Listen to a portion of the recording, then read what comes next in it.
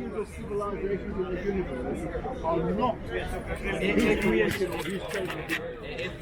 that that's an awful lot of wasted faith in a lot of civilizations. You know, it's just this kind of pebble, tiny little sand grain with its whole. Well, I do feel like there is a beauty in the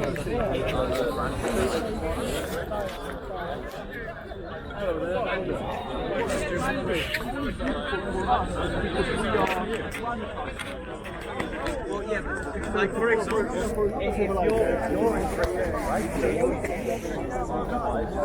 very mild weather conditions. Now you wouldn't handle yourself. Yeah, I'm just giving you an example, right? You're not going to really be able to utilize the weather found, for example, Australia, or found somewhere where there's extremely cold climates, because your body's not used to it. Now, what I think is beauty, I obviously going to think of finding objects on you, but you're not going to say what is beautiful is where there is a national civilization. Rather, I think you can utilize beauty in, for example, a landscape other than foreign to yourself. That's why we have holidays.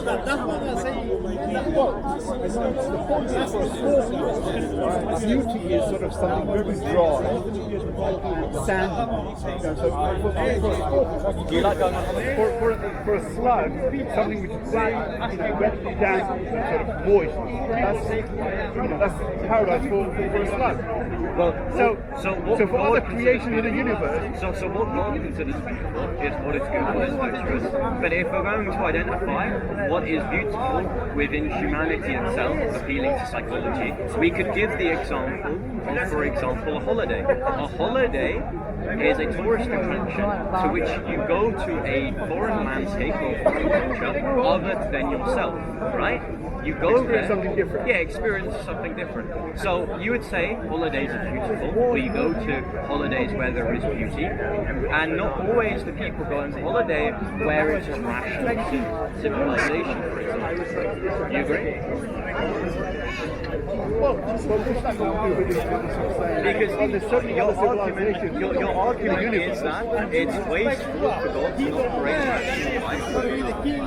because it deficits beauty. There's a possibility of beauty in rational civilization. I don't think it follows to say because there is a deficit of rational civilizations within the other planets, therefore God is not producing well, this is just appealing to what it is. Well, this is just appealing to what it is, right? Yeah, what if there's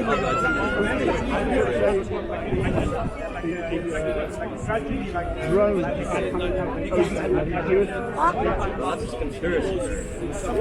Videos of some of these drones coming out of the ocean, flying around, and going back into the ocean. Because you have no evidence, so it's going to be equally valid. Suppose that these foreign ships are not spaceships on the planet, but for example, another nation drones doing surveillance. I mean, most of the time in the news, when these things get spotlighted, they usually turn out to be weather balloons. You read what happened at the time of the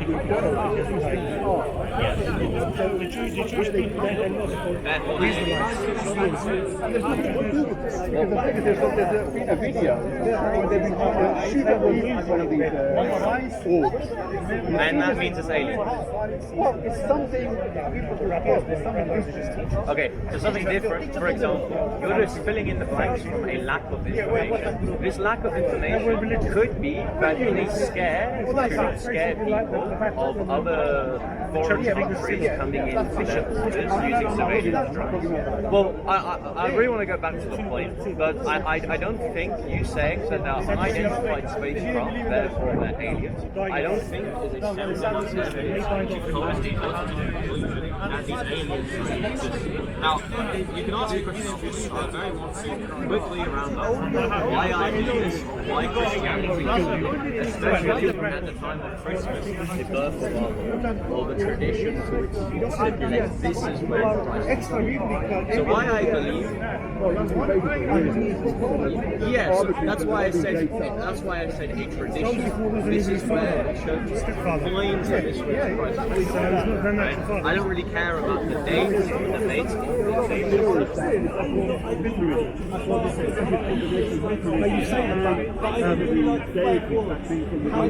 It's not founded because everything in Christmas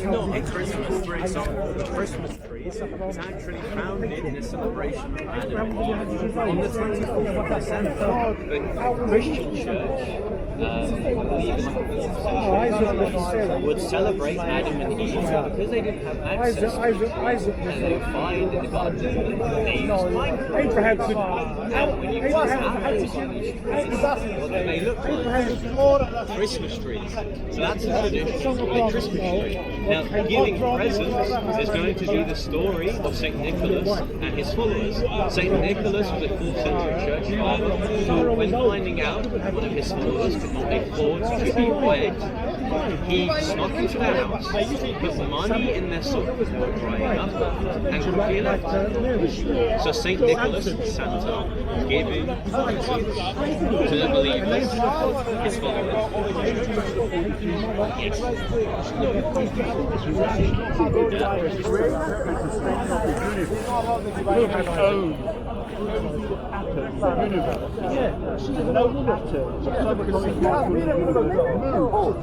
Without God's permission. Well,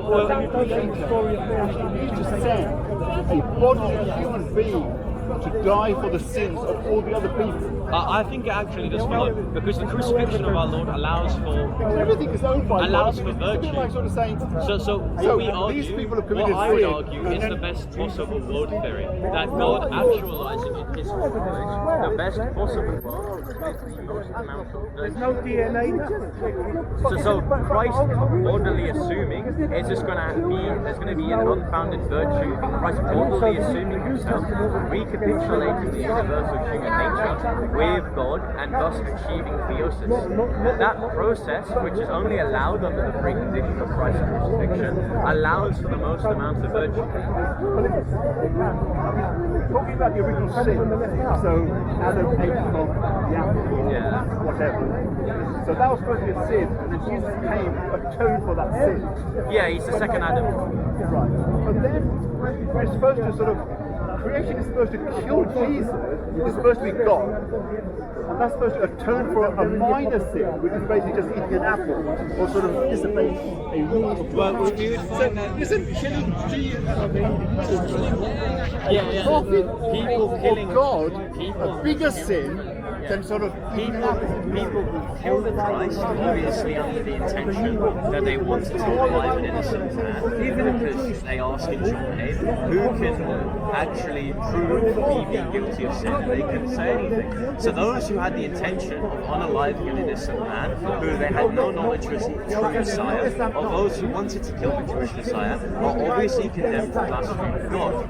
But this action, one second, this action itself, which Christ willfully took part in, right, allows for the recapitulation of the universal human nature. So the reason why we call Christ Messiah is that he was able to sustain or achieve something for which Adam and Eve were able to sustain the universal human nature achieved with the crucifixion of our Lord.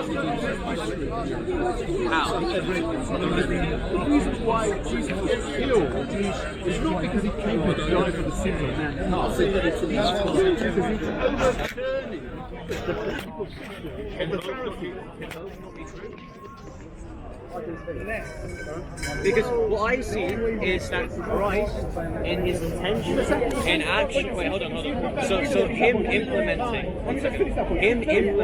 Jewish reform, right, which you would later see with the establishment of the church, would also, as a secondary effect, entail the reformation of the Pharisees, and also rile them up so much so that they would try to unalive the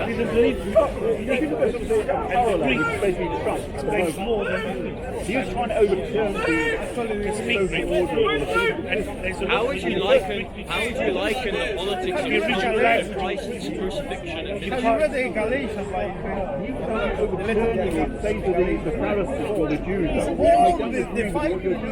Yeah, he was overturning the Pharisees, but he was using the Mosaic law which he had access to. So he was using the law to go against the Pharisees themselves, because he said that they were sons of Satan, part of the synagogue of Satan. That's exactly what the people said about Trump. First of all, they said he's a madman.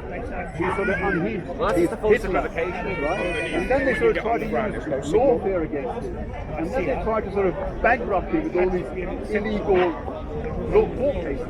And then finally they tried to kill him twice. I don't So think that's exactly what they did to Jesus, because he's against. So personally, if you want to move to the discussion that was just at Christ disciple, I'd rather not engage in that discussion because I consider it quite offensive, right? So he stands in the sense of like, one is a much higher being than sort of say. Even say it as a likeness to how But the Christ was persecuted to how Trump was persecuted, I think it's rude. So if you want to ask me a question afterwards, I just want to continue my quick discussion for why I believe there's a deficit of Christianity and what issues that must Who's going to be the Roman So, very surely, I believe there's a dichotomy in society which either posits liberalism or Islam.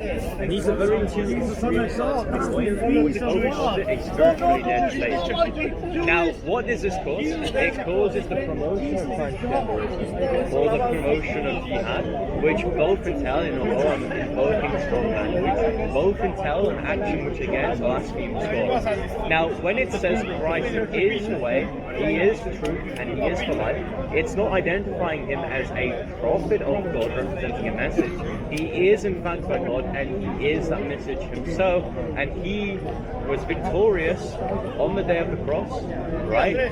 He went over death in the hallowing of Hades, he saved the believers in hell, and he was victorious over not only material death by resurrecting on the third day, but also spiritual death. This is a very recorded historical miracle, and I believe because this is true, therefore Christianity is true.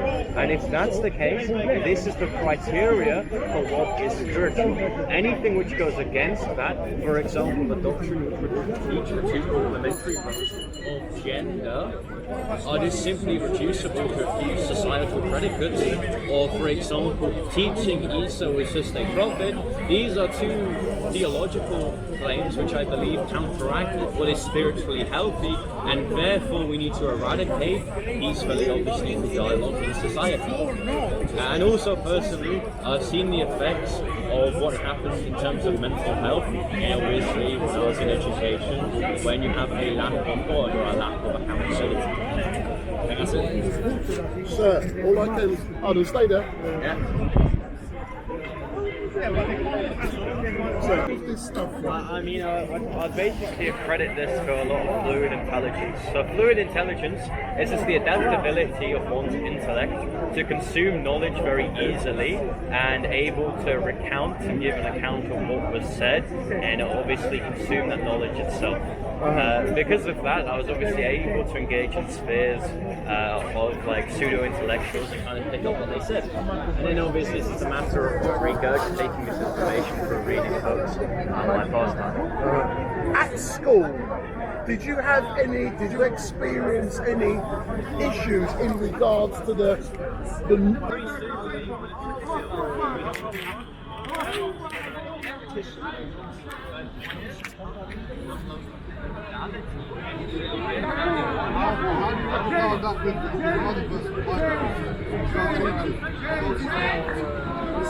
Because when we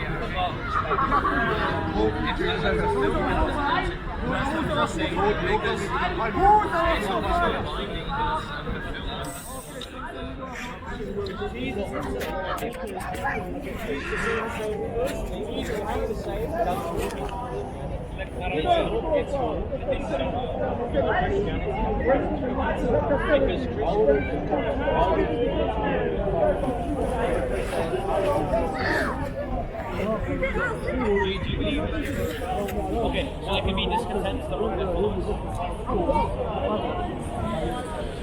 Yeah, but instead of looking at the gender, how that we need to what actually says.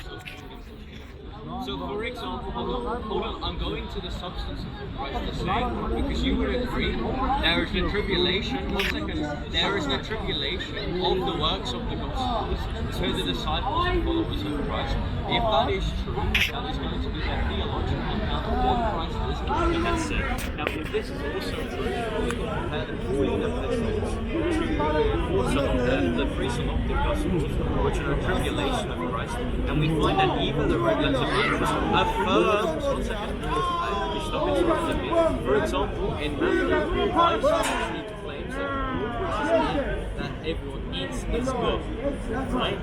So, okay, does that actually outline a contradiction in the theology of Christ? Because all the people, one second, I agree when people take the Nazarene vow, you actually find after the burning of 70 AD, the church has unanimously abolished fulfilling the Mosaic law and putting into practice the covenant. Because the dispute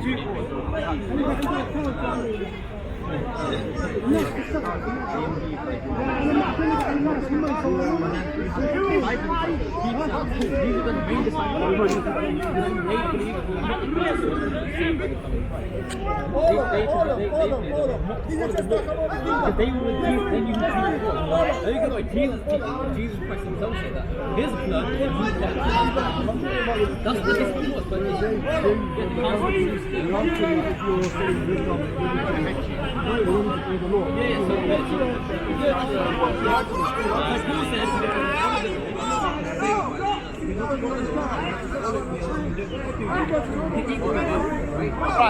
these things about sacrificing. That's what happened to Acts 2.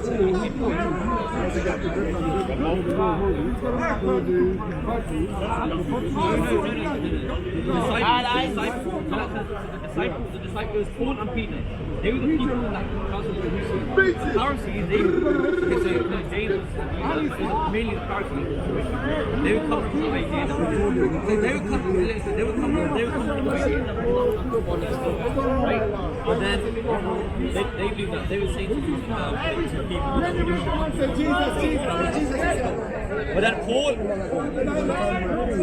okay, so Paul,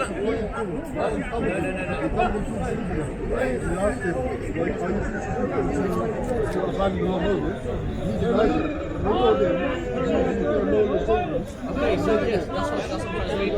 That's what place. So Paul knew the disciples of Christ. The disciples of Christ had a better teaching than the Pharisees. And if you look at Jesus' teaching in the Gospel, he himself said that we have to follow his blood. His blood is the new covenant with mankind. Paul himself preaches that. It is not conflicting. It does not contradict the teaching of Jesus Christ. The Pharisees, the Jewish people, even in the times of Jesus, they were contradicting the Old Testament. We didn't hold the Jewish people or the Pharisees as a whole. Paul and Peter, these people they are holy because they knew Jesus Christ. Peter knew Jesus. That's what. Okay. Paul denied telling the Gentiles they no longer need to follow the law. He said, "Leave that truth," and he was. Did he preach them the worst? Yeah. Because Paul himself was not following the law. He was not following the law. He used to do these like cultural things to win the Jews, but he did not do these things to win salvation. He denied Life. it. Just needs to be right. Peter himself preached it. Peter said that the blood of Christ, by the blood of Christ, he did a ceremony in Nazareth to show the people, to show the Pharisees that no, you need to be saved by the it's kind of like a sacrifice. He kind of sacrificed his head, you know, to show the people that he was serious that we not to win salvation. That's how he did that to win salvation. He did it to win the Jews. He did it as a cultural thing sometimes to win the Jews. Like how I can go to the mosque right now. That's not two-faced, no. There's a difference to win salvation or to win the faith.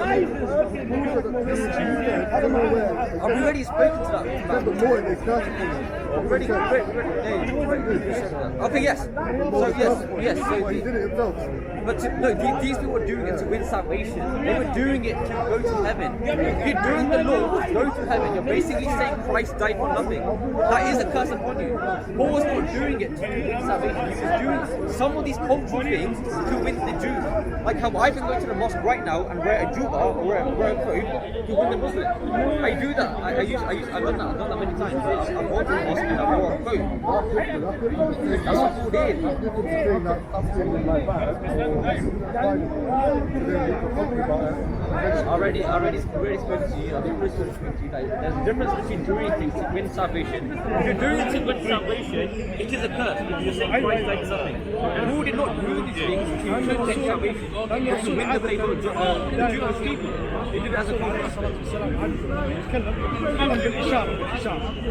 If you look at Paul's teachings, Peter's teachings, the main disciples of Christ, they believe that we are saved by grace, not of Christ that saved us. هذا المقام في كل في مقام. طب انت تراك اي واحد يقصد هذا عندي هذا عندي لان ظهر رجل في الاماكن الاخرى ما ظهر فيها رجال لابد ان هذا المكان اعطيك حديث يقوي هذا Because Jesus Christ himself said when he ascends to heaven, he will breathe his Holy Spirit inside of us. His Holy Spirit is a new covenant for mankind.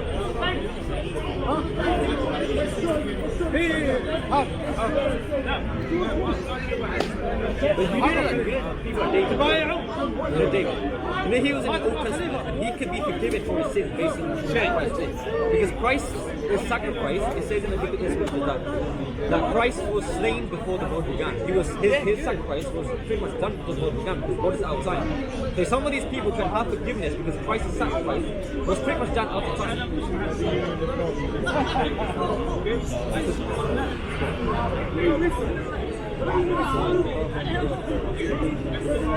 But even if the disciples have differences, it's not matter because like these things are men. They can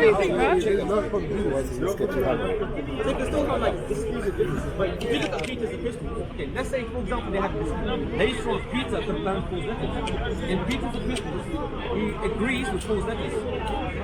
He agrees with what Paul wrote.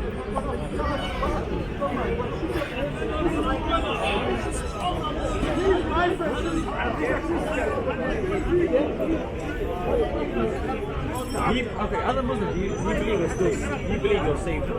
You know, like, هذا كرسي خلاف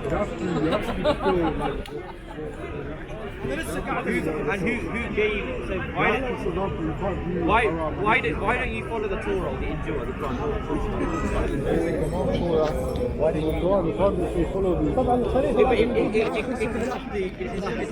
They're standing by the Gospel, standing by the Torah, the Quran confirms it.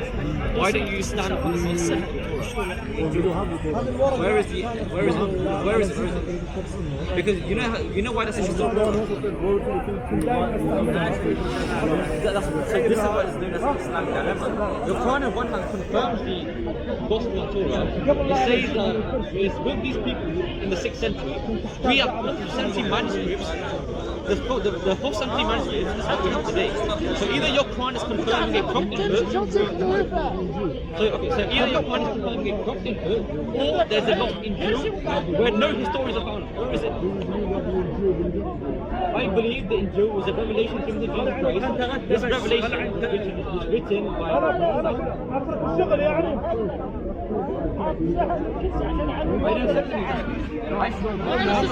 I said it must انا الحين اشتغل كيف جعلت نفسك خليفة المسلمين؟ مو انا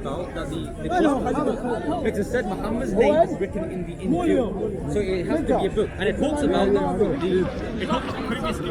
We know with gospel. تعبان من حال المسلمين حال المسلمون موجودون هنا. The predication is a تتكلموا بالفصحى؟ نعم. انطق. ماذا تريد من هذا؟ خليفتك المستقبل؟ لا معصي. لن نجعلك خليفة يصير غصبا عليك. لا gospel of Mark. These are each whenever canonized, has gospel.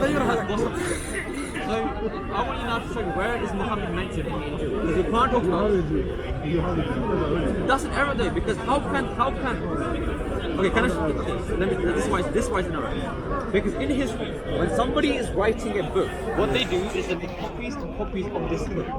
Especially when a revelation is from God, like the Injil and Torah, they were making copies. These scribes, they were making tons of copies. They were doing it as a job, right? So they were producing copies and copies, and the copies we have today, right, is what matches from the 4th century. So if there was an Injil the Quran is talking about, we should at least have one copy that the Quran is talking about. No, because we believe that That's- the Injil, you have that too. But they should be at least have one copy because they were making copies and copies of it. So they are scholars Of the Injil. of the Gospels and the Yeah, Torah. but Injil though. It's not my The Injil. Injil is the Gospel. We've already established that the Injil and the New Testament are not the same. So the Injil, I know. No. Okay. So where is it? Where is it? Revelation is the Injil. Yeah, and this revelation. New Testament and the New Testament. Revelation. Was this revelation written now? I don't know what it says. I haven't read it. Who corrupted it? Who corrupted it? هذا معناته ان احنا كلنا Who corrupted it? Who corrupted the Injil? I can't read the name. This is Allah from a book, or I don't know, a saying that is now lost. No one knows what it is. You're confirming it. You're confirming it. You don't know where it is. You don't know what it says. You have no idea. But you, for some reason, you don't know at all what it says, what's written in it, or you know that the one that we have is correct. you know why? You know why that's No, because they're saying, well, we have to. No, you're saying what we have is corrupted. But you're claiming that that the Injil was By the way, we don't need the Quran to say. But do you know why that's an error?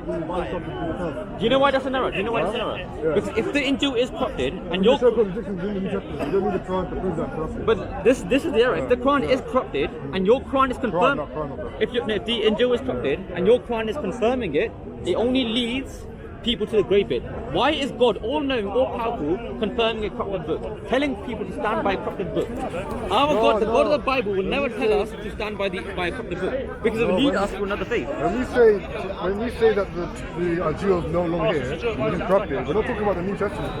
That's I never said it's the New Testament. Yeah. This is the name of the scholar Yeah. who first said that the Injil were corrupted in the 11th century. Yeah, Ibn Hazm and No, the Quran says both of those who write with the hands of God. But he's the first like scholar to say that. okay, but this is why it's an historical error because this is why it's an historical error because when these gospels are written first, when these Injils are written first, they were making copies and copies and copies. This is why textual criticism still applies. These are why these textual critic scholars, what they do is they can compare what has been corrupted. If there has been anything lost and missing, no scholars in this day of history has said there has been a lost Injil whatsoever. They agree that the gospel we have today was from the time of Jesus. And The time of Jesus. yes, from the 4th century, from the 1st century. No, the complete manuscript you have. No, the 1st century. We have church father quotations. You don't Yes, have any. You don't have any church father manuscript. quotations. The oldest, the oldest manuscript. in the I'm New not talking Testament. about. I'm talking about church father quotations from the No, 1st century. I'm talking about the New Testament. Okay, let's say for example the full manuscript. You know the oldest manuscript is Fourth around this century. big. It's around this big. No. We have the 4th century manuscript. You go to the British Library. It's a full manuscript. No, the Yes, oldest it is. manuscript is not full No. manuscript. It's a full manuscript of the New Testament, and it's what we have today from the 4th No, century. the oldest complete So Muhammad, manuscript. the gospel we have today was accessible to Muhammad. No, I'm talking about the oldest Yes, manuscript of the New 4th Testament. century. 4th century. It's not a complete manuscript. Codex Sinaiticus. not It is. I can It's name around scholars. a credit card, around a I can, credit no, card that's a fragment. That's P52 and P56 and P. So these are little fragments of the Gospel of John and the Gospel of Matthew. These are When did the date? When did the date? 2nd century. I'm not talking about that. Second century? I'm talking about church Oh. father quotations and the Codex Sinaiticus and Codex Vaticanus. So, These church are what we father- have today. Church father quotation and New Testament is two different things. That's like me saying you have to clear the Quran. No, it's not. Before- Do you know what before the quotation Quran. is? The church father quotations were. Of what? Quotations So of- they were quoting the Gospels in the 1st century, and their quotations from the 1st century is what we have today. No, So the quotation is like it's of scriptures. No, explanation. it was not. No. It's not. It was literally of scripture. You can see Polycarp, you can see Tertullian, Ignatius. These people were quoting scriptures, and that's what we have today. So your Quran is you have no Injils. Your Quran is confirming a corrupted book. It's an Islamic dilemma, man. It's an Islamic dilemma. Because you're okay. So first of all, your Quran is confirming you have no Injil. No, it's confirming the revelation that God revealed. No, it's also it talks about Muhammad being written in these Gospels and the Torah, but Muhammad's not mentioned any of these things. It's a big Islamic dilemma. You have to show me where Muhammad's written in these scriptures. I don't have the Injil, so I can't show you something that. No, because it talks about it says this in the Quran. The Quran. Wait, didn't the Old Testament means that Jesus is going to be called everlasting Father? The New Testament, you say one thing that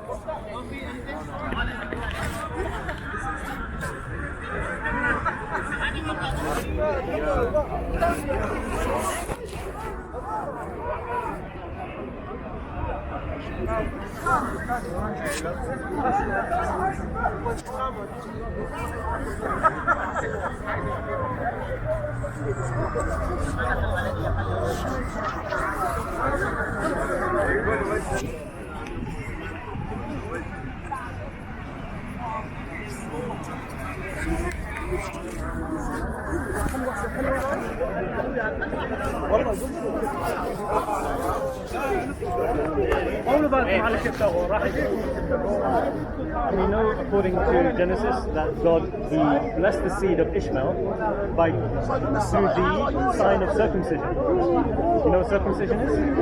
You know when a Jewish young boy is born? Yes, that's circumcision. So, and we know that he carried on. Esta tarde, ya sabía que iba a ganar.